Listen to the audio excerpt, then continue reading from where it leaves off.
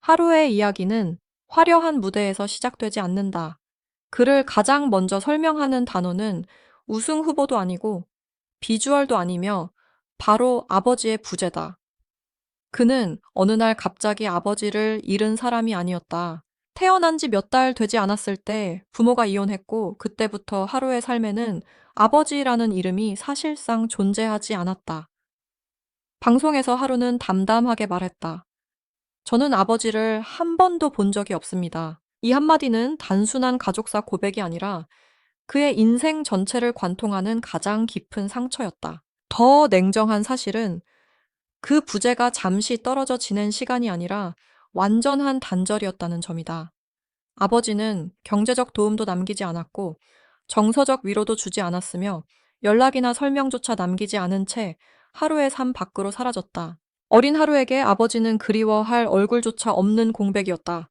기억 속에 장면도 없고 부를 수 있는 목소리도 없고 붙잡을 수 있는 추억도 없었다. 그래서 그의 결핍은 시간이 지나며 흐려진 것이 아니라 오히려 더 선명한 질문으로 남았다. 왜 나는 처음부터 혼자였을까? 왜 내 곁에는 아버지가 없었을까? 그 빈자리를 끝까지 버틴 사람은 오직 어머니였다. 하루의 어머니는 한부모 가정의 가장으로서 감당하기 어려운 현실을 홀로 떠안았다. 낮에는 회사에서 일했고, 밤에는 식당과 여러 아르바이트 현장을 오가며 생계를 이어갔다. 그녀가 버틴 이유는 단 하나였다. 아들이 다른 아이들처럼 고개 숙이지 않고 살 수 있게 만드는 것, 경제적으로 빠듯한 상황에서도 어머니는 하루의 교육을 포기하지 않았다. 특히 피아노 학원에 보내기 위해 자신의 생활을 극단적으로 줄였다는 사실은 단순한 사교육 이야기가 아니다. 그것은 아들에게 음악이라는 가능성을 열어주기 위해 어머니가 자신의 삶을 바친 선택이었다. 하루의 어린 시절은 사라진 아버지와 모든 것을 감당한 어머니라는 두 축 위에서 만들어졌다. 한쪽은 완전히 비어 있었고 다른 한쪽은 그 빈자리를 혼자 채우려 했다. 이 극단적인 대비가 훗날 하루의 목소리와 감정선의 뿌리가 된다. 그가 무대에서 노래할 때마다 사람들은 단순히 음정과 기교만 듣는 것이 아니라 한 아이가 어떤 결핍 속에서 자랐는지를 함께 느끼게 된다. 그의 노래가 유난히 깊게 들리는 이유는 감정을 꾸며낸 것이 아니라 이미 삶으로 지나온 사람이기 때문이다. 그러나 하루의 비극은 거기서 끝나지 않았다. 고등학교에 다니던 시기 인생의 방향을 잡아야 할 가장 중요한 나이에 어머니가 병원으로 실려갔다. 그리고 내려진 진단은 너무 잔혹했다. 직장암 말기였다. 이미 치료가 쉽지 않은 단계라는 말은 하루에게 단순한 병명 이상의 의미였다.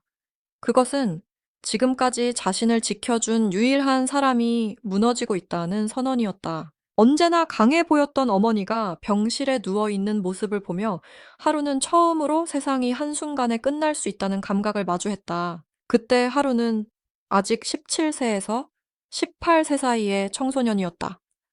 하지만 현실은 그를 더 이상 보호받는 아이로 두지 않았다. 그는 갑자기 가족의 보호자가 되었고 생계 책임자가 되었고 병원비를 걱정해야 하는 사람이 되었다.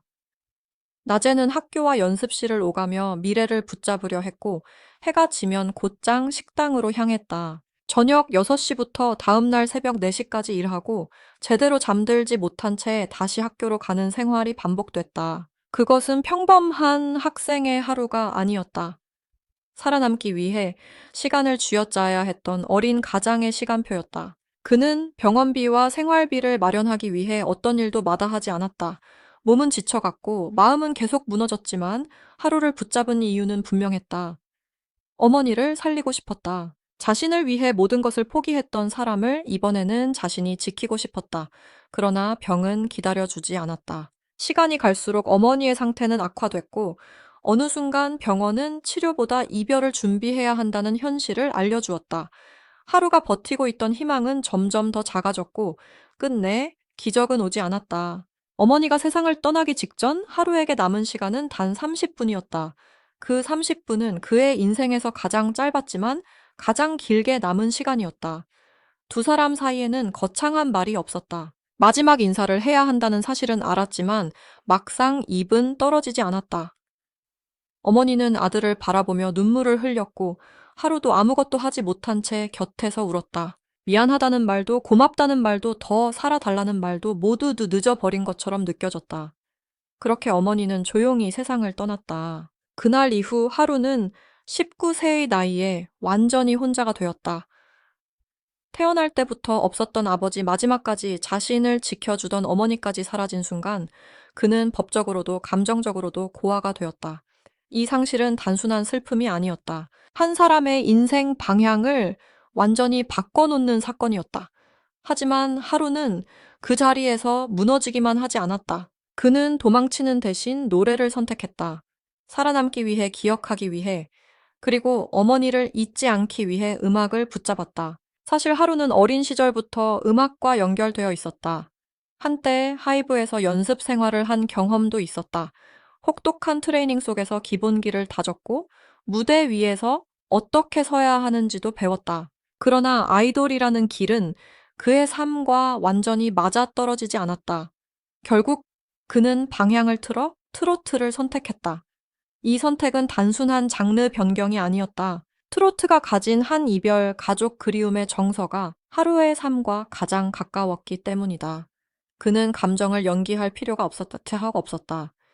이미 그 감정을 몸으로 겪은 사람이었다. 하루의 이름이 본격적으로 알려지기 시작한 계기는 KBS 아침마당이었다.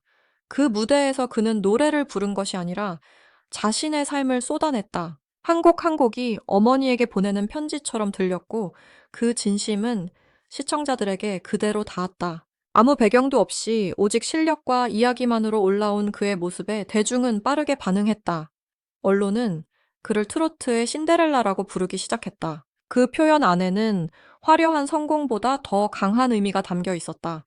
아무것도 없던 자리에서 스스로 빛을 만든 사람이라는 뜻이었다. 그리고 그 존재감은 MBN 서바이벌 프로그램 무명 전설에서 다시 폭발했다.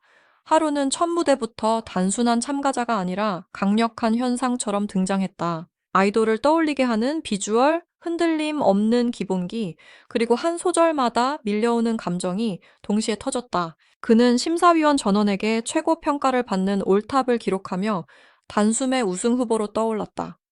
하지만 사람들이 그에게 더 깊게 끌린 이유는 점수만이 아니었다. 그의 노래 안에는 어머니의 기억이 있었고, 아버지의 부재가 남긴 공백이 있었고, 19세에 혼자가 된 시간이 있었다. 심사위원과 관객이 눈물을 보인 이유도 바로 거기에 있었다. 하루의 무대는 잘 부른 노래를 넘어 한 사람이 버텨온 삶의 증언처럼 들렸다. 그는 슬픔을 과장하지 않았고, 고통을 억지로 팔지 않았다. 다만 자신이 지나온 시간을 목소리에 담았을 뿐이다. 그래서 그의 노래는 듣는 사람의 마음을 무너뜨렸다. 누군가는 어머니를 떠올렸고, 누군가는 자신의 외로움을 떠올렸으며, 또 누군가는 아무 말 없이 버텨야 했던 과거를 떠올렸다. 결국 다시 남는 질문은 하나다. 하루의 아버지는 어디에 있는가? 지금까지 공개된 정보 속에서 그의 아버지에 대한 구체적인 이름이나 행적은 확인되지 않는다. 그는 하루의 어린 시절에도 없었고, 어머니가 병으로 쓰러졌을 때도 없었고, 하루가 새벽까지 일하며 버틸 때도 없었으며, 지금 무대 위에서 박수를 받을 때도 등장하지 않았다. 경제적 지원도, 정서적 연결도 단 한 번의 공개된 흔적도 없이 그는 하루의 인생에서 완전히 사라진 존재로 남아있다. 그러나 아이러니하게도 그 부재는 하루를 설명하는 가장 강력한 배경이 되었다. 하루는 누군가의 도움으로 만들어진 가수가 아니다. 오히려 도움받지 못한 시간, 기대지 못한 세월 혼자 견뎌야 했던 밤들이 지금의 그를 만들었다. 그가 성공하기 위해 노래한 것이 아니라 살아남기 위해 노래했다는 점이 대중을 움직인다. 어머니를 기억하기 위해 노래했고, 자신이 무너지지 않기 위해 노래했고, 끝내 포기하지 않았다는 사실을 증명하기 위해 노래했다. 지금 하루가 주목받는 이유는 비극적인 사연 때문만이 아니다. 사연만으로는 오래 남을 수 없다. 중요한 것은 그가 그 사연을 무대 위에서 설득력 있는 실력으로 바꿔냈다는 점이다. 하이브 연습생 시절에 다져진 기본기, 오랜 노동 속에서도 놓지 않았던 음악에 대한 집념, 그리고 어머니를 향한 기억이 한 곳에서 만나면서 그의 무대는 단순한 감성팔이가 아닌 진짜 서사가 되었다. 그래서 사람들은 하루를 볼 때 불쌍한 청년만을 보지 않는다. 무너질 수밖에 없는 조건 속에서도 끝까지 자기 목소리를 지켜낸 가수를 본다.